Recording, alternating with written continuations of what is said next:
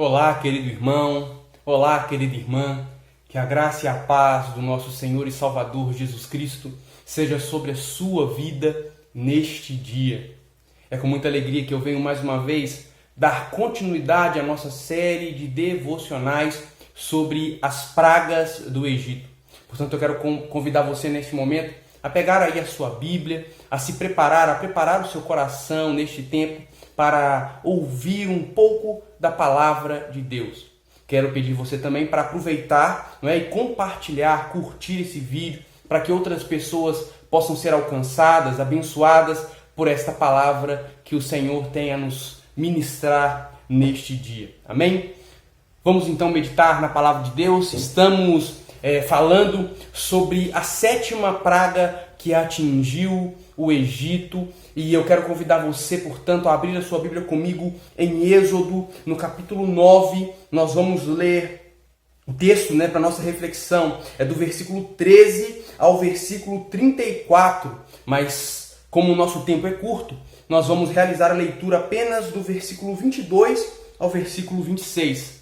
Deixo aí o desafio para você, na sua casa, ler todo o contexto dessa história, todo o texto que se desenvolve aí, narrando sobre esta praga, a sétima praga, que é a praga da chuva, a tempestade de granizo. Amém? Vamos ler então o texto da palavra de Deus, do versículo 22 ao versículo 26, que diz assim: Então o Senhor disse a Moisés: Estenda a mão em direção ao céu, para que caia granizo sobre toda a terra do Egito, sobre as pessoas, sobre os animais e sobre todas as plantas em toda a terra do Egito. Moisés estendeu a vara em direção ao céu, e o Senhor mandou trovões e granizos, além de raios que caíam sobre toda a terra. O Senhor enviou uma terrível tempestade de granizo sobre todo o Egito. Nunca em toda a história do Egito houve uma tempestade, uma chuva como aquela, deixando todo o Egito em ruínas. Destruiu tudo o que estava no campo, destruiu tudo que estava ao redor, tanto pessoas como animais e plantas, e até mesmo as árvores foram despedaçadas. O único lugar em que não caiu granizo foi a região de Gósen, onde vivia o povo de Israel. Amém? Eu quero convidar você neste tempo a fechar os seus olhos, a fechar os seus olhos, a abaixar, a curvar a sua cabeça. Nós vamos orar a Deus neste tempo, pedindo a Ele que nos auxilie na compreensão da sua palavra neste tempo, em nome de Jesus. Amém? Oremos a Deus nesta hora. Pai, obrigado mais uma vez pela tua palavra. Obrigado, Senhor, pelo teu cuidado para conosco, nos dando o alimento sólido, consistente, Deus, e totalmente suficiente para a nossa caminhada de fé, que é a sua palavra. Pedimos nessa hora mais uma vez que o Senhor fale conosco, que o Senhor ministre a sua palavra em nossos corações, que cada vida que ouvir a tua palavra, que em cada, meu Pai, lar onde a tua palavra chegar, meu Pai, que o Senhor possa falar, curar, ministrar, operar, salvar, para a honra e glória do teu nome, Deus. Pedimos, fala conosco mais uma vez, prepara a nossa mente, nosso coração, para ouvir a tua palavra. Em nome de Jesus oramos e te agradecemos. Amém. Estamos diante do texto que descreve a sétima praga que assolou o Egito. Diante da resistência de Faraó, Deus revela mais uma vez o seu poder e a sua glória, enviando agora uma terrível chuva de granizo, acompanhada de trovões e relâmpagos sobre todo o Egito.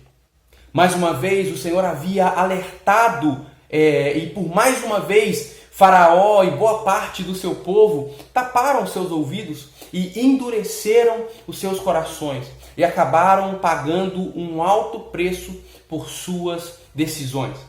A chuva caiu como Deus havia prometido sobre o Egito, matou pessoas que menosprezaram o alerta divino, animais, árvores e plantações.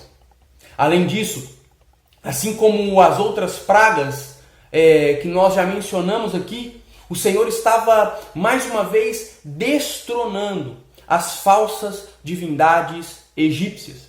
Dessa vez, o Senhor mostrou a insignificância de Nut, a deusa do céu, e de Osíris, o deus da fertilidade e também das plantações. Assim como as outras supostas divindades egípcias, eles não foram capazes de desfazer a ação do Deus de Israel e nem mesmo de livrar o povo do Egito, revelando assim que não possuíam nenhum poder, nenhuma autoridade, que eram falsos deuses. Entretanto, através desta praga, há também uma importante lição para o povo de Deus. O fato de o Senhor, mais uma vez, livrar os israelitas, nos dá a segurança de que os olhos de Deus, os olhos do Senhor, estão sempre colocados sobre o seu povo. A chuva caiu sobre a terra do Egito, mas o Senhor não permitiu que a chuva caísse na região de Gósen, lugar onde os israelitas viviam. Se as divindades egípcias não tinham poder nenhum para livrar o seu povo, o Deus de Israel é poderoso bastante para dar o livramento e para cuidar daqueles que lhe pertencem. O Senhor mostrou ao seu povo mais uma vez naquele tempo e continua nos dando provas ainda nos nossos dias de que Ele cuida de nós. É certo, irmãos e irmãs, que nós não estamos imunes a tempestades da vida. Entretanto, podemos descansar na certeza de que o Senhor nos guarda. O Senhor está nos guardando, o Senhor está nos protegendo. Todavia, precisamos também reconhecer que se o Senhor nos permitir passar por tempestades e aflições, precisamos entender que não são para a nossa destruição ou para o nosso mal, não é isso? Mas para o nosso bem. Pois assim como a palavra de Deus nos afirma, todas as coisas cooperam para o bem daqueles que estão em Cristo Jesus. Neste texto, nós temos a prova clara de como o Senhor olha e guarda os que lhe pertencem. Nossa vida está inteiramente nas mãos de Deus e nele nós podemos confiar e descansar sem receios, sem reservas. Precisamos nos lembrar de quem temos crido e do quanto Ele é fiel e poderoso para fazer infinitamente mais do que tudo aquilo que pedimos ou pensamos, segundo o seu poder. Em meio aos momentos difíceis da vida, que eu e você possamos sempre nos lembrar de que os olhos do Senhor estão postos sobre nós. Ele nos vê, Ele nos conhece, Ele nos sustenta, Ele nos fortalece, Ele cuida daqueles que são seus. Mesmo nos momentos de adversidade, de crises, de dificuldades, meu irmão e minha irmã, nunca duvide de que o Senhor está com você. Nunca duvide de que os olhos do Senhor estão sobre a sua vida. O Senhor, Ele está o tempo todo conosco. Ainda que o mundo, não é isso, desfaleça, entre em crise, nós podemos ter a certeza de que aquele em quem nós cremos é fiel e poderoso para cumprir a sua boa obra nas nossas vidas. Ele nos ama, Ele diz que estarei conosco até a consumação dos séculos e Ele está nos guardando, Ele está nos sustentando, assim como guardou o povo naquele tempo, assim como livrou o seu povo naqueles dias e em muitos outros momentos, em muitas outras circunstâncias. Nós temos inúmeras provas na Bíblia, na palavra do cuidado de Deus. Temos também inúmeras provas e evidências do cuidado de Deus para conosco ainda nos dias de hoje.